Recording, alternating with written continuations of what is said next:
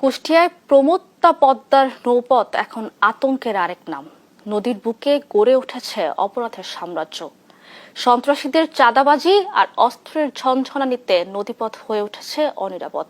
মাঝে মাঝেই ঘটছে অপহরণের মতো ঘটনা। জেলেরাও ভয় পাচ্ছে নদীতে নামতে। আর এসব বাহিনীর কোনো তথ্যই নেই নৌ পুলিশের কাছে। কুষ্টিয়া থেকে নাহিদ হাসান তিতাসের রিপোর্ট। এ চিত্র কুষ্টিয়ায় পদ্মার বুকে চাঁদার টাকা তোলার।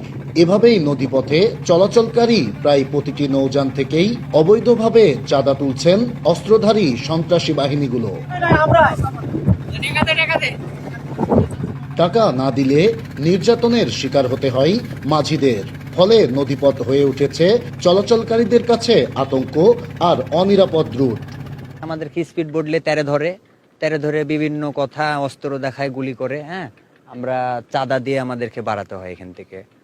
আর যদি আমরা না করি তাহলে আমাদেরকে মারধর করে। আমরা বৈধভাবে মাল কিনতে আসি, ধরেন যে বালু 2 পয়সা পেটের দেয় আসি, কিন্তু ওরা বিভিন্ন ভাবে হুমকি দেখে আমাদের মাইরে ধরে সবকিছু কিনে নেয়। পেটের দেয়, মাছ মারতে যায়, মাছ কাড়ি লাই, টাকা কাড়ি লাই, এরকম ভাবে মাঝে মাঝে মাইরে ফেল দেয়।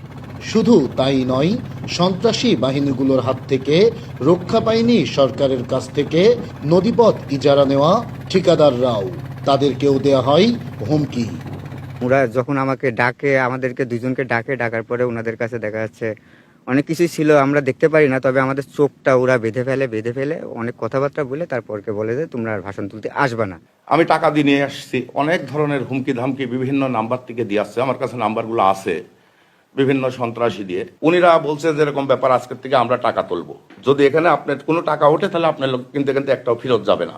এদিকে পদ্মার বুকে সন্ত্রাসী বাহিনীগুলোর প্রকাশ্যে অস্ত্রের মহড়া ও চাঁদাবাজি চললেও এদের কোনো তথ্যই নেই নৌ পুলিশের কাছে। এগুলো নিয়ন্ত্রণে আমরা নিয়মিত নদীপথে টহল আছে, আমরা সংবাদ পাওয়া মাত্র যাই, আমরা এগুলা নির্মূলে সচেষ্ট আছি। বাহিনীর তালিকাভুক্ত নয়, বাহিনীর নামে শুনি আর কি, এই ধরনের আমরা শুনি, কিন্তু আমরা কোনোদিন তাদের মুখোমুখি হই নাই। আমরা তো চেষ্টা করি। পদ্মার বুকে অপরাধীদের দৌরাত্ম্য বন্ধে নৌ পুলিশকে আরো কঠোর হওয়ার তাগিদ সাধারণ মানুষের। নাহিদ হাসান তিতাস, দেশ টিভি, কুষ্টিয়া।